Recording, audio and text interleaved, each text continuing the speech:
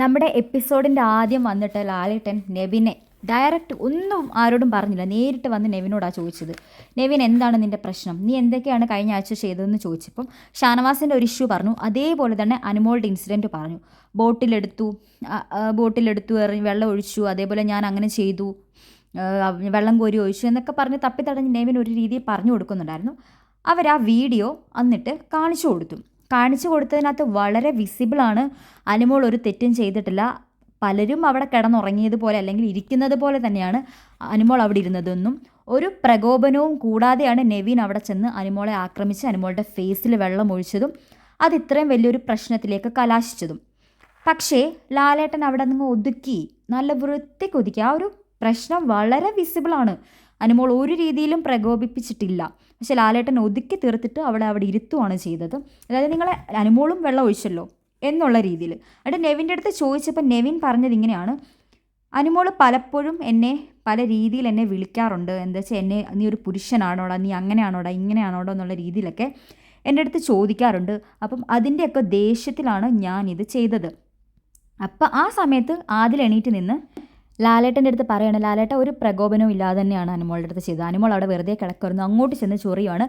പലപ്പോഴും ഇവളെ അതുപോലെ ചൊറിഞ്ഞ് പുറകെ നടന്ന് അവളെ സ്ട്രെസ് എടുപ്പിച്ച് അവളുടെ വായിൽ നിന്നും ഓരോന്ന് വീഴാൻ വേണ്ടി ഇവർ ട്രൈ ചെയ്യുന്നുണ്ടെന്ന് നൂറയും പറയുന്നുണ്ട്. അപ്പോൾ ലാലേട്ടൻ പറയുന്നു, ഇത്രയും ഒരു അതിക്രമം അനുമോളുടെ നേരെ നടന്നിട്ട് അവിടെ ആരും പ്രതികരിച്ചില്ലല്ലോ എന്നുള്ള രീതിയിൽ. അപ്പോൾ അനുമോൾ വിഷമത്തോടെ എണീറ്റ് പറയുന്നുണ്ട്, അങ്ങനെ ആരും ചെയ്യത്തില്ല ലാലേട്ട, അവരവരുടെ ഇതിലേക്കുള്ള പ്രശ്നങ്ങൾ വന്നാൽ മാത്രമേ അവരൊരു പ്രതികരിക്കത്തുള്ളൂ. അപ്പം നെവിൻ പറഞ്ഞത് വെച്ചിട്ട് നെവിനെ നേരത്തെ എപ്പോഴോ അവളെ പറഞ്ഞ, അല്ലെങ്കിൽ നെവിൻ്റെ അടുത്ത് ഫുഡ് കഴിക്കരുത് അല്ലെങ്കിൽ ഫുഡ് എടുക്കരുത്, ഓവറായിട്ട് കഴിക്കരുത് എന്നൊക്കെ നെവിനെക്കുറിച്ച് പറയുന്നതിൻ്റെ കാരണം കൊണ്ടാണ് നെവിൻ, അല്ലെങ്കിൽ അനുമോൾ നെവിനെ നോമിനേറ്റ് ചെയ്യുന്നതിൻ്റെ റീസൺ കൊണ്ടാണ് നെവിൻ അനുമോളെ ഇങ്ങനെ ഉപദ്രവിക്കുന്നത്. അതേപോലെ നൂറ അതിലൊക്കെ പറയുന്നുണ്ട്, ഒരുപാട് ഭക്ഷണ സാധനങ്ങൾ ഇവൻ കട്ട് തിന്നുന്നുണ്ട്, ഞങ്ങൾക്ക് വേണ്ടിയിട്ടുള്ള എല്ലാ സാധനങ്ങളും ഇവൻ കട്ട് തിന്നും. അപ്പോൾ ലാലേട്ടൻ തിരിച്ചു ചോദിക്കും, നിങ്ങളും കട്ട് തിന്നത്തില്ലേന്ന്? അങ്ങനെയാണോ ചോദിക്കേണ്ടത്? ഇവൻ്റെ കട്ടുമുടിക്കൽ സഹിക്കാൻ പറ്റാഞ്ഞിട്ടല്ലേ അവരെടുക്കാൻ പോകുന്നത്, അല്ലെങ്കിൽ ആരെങ്കിലും പോയി എടുക്കുമോ? പക്ഷെ ലാലേട്ടൻ അത് വാൺ ചെയ്തിട്ടില്ല. അവൻ്റെ അടുത്ത് ലാലേട്ടൻ ഒരു വാക്കുപോലും പറയില്ല, നിങ്ങളും കട്ട് തിന്നുന്നുണ്ട് അവനും കട്ട് തിന്നുന്നുണ്ട്. ഈ കട്ട് തിന്നുന്നതാണ് അവിടെ പ്രശ്നങ്ങൾക്ക് തുടക്കം. ആ കട്ട് തിന്നിട്ട് ഇവൻ അവരെ പോയി ചൊറിയും, തിരിച്ച് ചോദിക്കുന്നവരെ ചൊറിയും. അപ്പോൾ അവരുടെ വായിൽ നിന്ന് എന്തെങ്കിലും വീണ് കഴിഞ്ഞാൽ അത് വലിയ പ്രശ്നമാവും. അത് മനസ്സിൽ വെച്ചിട്ട് പിന്നെ മെയിനായിട്ട് അനുമോൾ നോമിനേറ്റ് ചെയ്യുന്ന, അത് ലാലേട്ടൻ്റെ അടുത്ത് ചോദിച്ചു, നോമിനേറ്റ് ചെയ്യുന്നതാണോ നിൻ്റെ പ്രശ്നം? ആണ്, അതൊക്കെ തന്നെയാണ് ഇവൻ്റെ പ്രശ്നം. അപ്പോൾ ആ വെള്ളം കോരി ഒഴിച്ചത് യാതൊരു പ്രകോപനവും ഇല്ലാത്തൊരു കാര്യമായിരുന്നു. ലാലേട്ടൻ അവനെ നല്ല രീതിക്ക് വഴക്ക് പറയുമെന്ന് പ്രതീക്ഷിച്ചു, പക്ഷേ ഒന്നും പറഞ്ഞില്ല. അതത്രയും ഇതൊന്ന് കാണിച്ചിട്ട് ലാലേട്ടൻ അവനെ അവിടെ ഇരുത്തുവാണ് ചെയ്തത്. അതായത് അതിൻ്റെ അർത്ഥം എന്ന് പറഞ്ഞാൽ, ഇനിയും നിനക്കത് ചെയ്യാം, ഞങ്ങളാരും നിൻ്റെ അടുത്തൊന്നും ചോദിക്കില്ല എന്നുള്ളൊരു ഹിൻ്റാണ് അവിടെ ലാലേട്ടൻ കൊടുത്തിരിക്കുന്നത്. പക്ഷെ അത് നല്ല രീതിക്ക് വാൺ ചെയ്യേണ്ട ഒരു കാര്യമായിരുന്നു, ഒരു പ്രകോപനവും ഇല്ലാതെ. ഇങ്ങനത്തെ കാര്യങ്ങളൊക്കെ വരുമ്പം കളിയല്ലേ, കുട്ടിക്കളിയല്ലേ, നിങ്ങൾ തമ്മിൽ ഗെയിം അല്ലേ, ഇതൊക്കെ സീരിയസ് ആണോ, തമാശയാണോ എന്ന് എങ്ങനെ അറിയാം? അതേപോലെ ബോൾ എറിയുന്ന ഗെയിം കാര്യവും ചോദിച്ചു, അനുമോളുടെ അടുത്ത് വന്ന് ഫേസിലോട്ട് ബോൾ എറിഞ്ഞത്.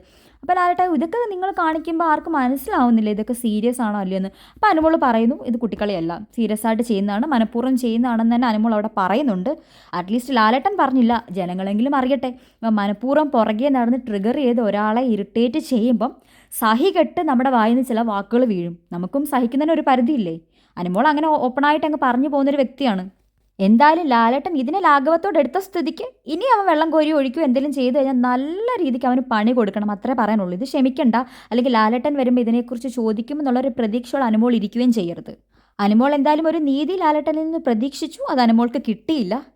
അപ്പം നിങ്ങൾക്ക് എന്താ തോന്നുന്നത് എന്നുള്ളത് കമൻറ്റ് ചെയ്യുക. ഈ ഒരു ഇഷ്യൂവിനെ കുറിച്ച് നിങ്ങൾക്ക് എന്താ തോന്നുന്നതെന്ന് വെച്ച് കഴിഞ്ഞാൽ നിങ്ങളത് അഭിപ്രായങ്ങൾ പറയുക. ലാലേട്ടൻ വേണ്ട രീതിയിൽ പ്രതികരിച്ചിട്ടില്ല, അതാണ് എനിക്ക് തോന്നിയത്. ഇങ്ങനെ ആയിരുന്നില്ല അതിനുള്ള പ്രതികരണം കൊടുക്കേണ്ടിയിരുന്നത്. അപ്പം നെവിൻ്റെ അടുത്തും അക്ബറിൻ്റെ അടുത്തും ആര്യൻ്റെ അടുത്തും ഒക്കെ എന്താണ് ഇത്ര ഫേവറിസം ഒന്നും മനസ്സിലാവുന്നില്ല.